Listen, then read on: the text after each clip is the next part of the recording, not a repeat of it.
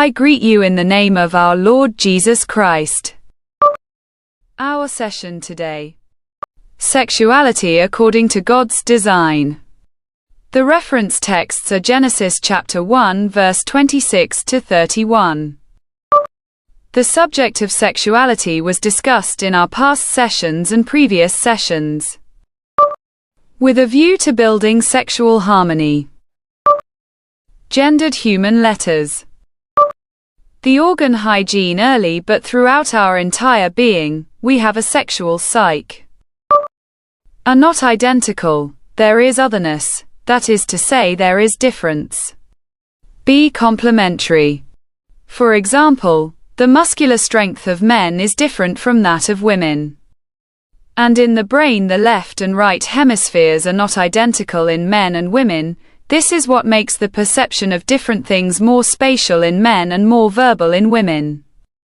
And what is sexual? That is to say what relates to the genitals and the sexual act.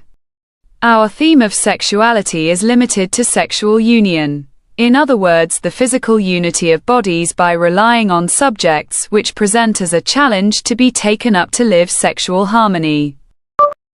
True. Know 4 essential points about sexuality. The first point, the purpose of sexuality. The second point, the beauty and holiness of sexuality. The third point, sexuality of physical and spiritual reality. We make the fourth point, sexuality is a journey, but that we will try to develop here. First objective, the communion of taxes. The second objective, procreation. And the woman within the framework of marriage. It's long. Genesis chapter 1 verse 27 to 28.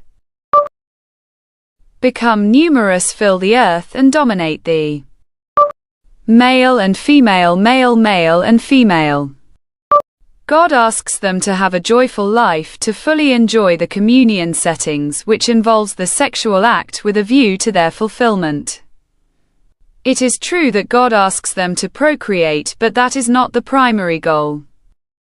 After blessing the first twin creature, God asks them to multiply through sexuality.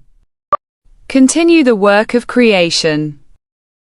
However, there is reason to know that God gave the order, be fruitful. This is not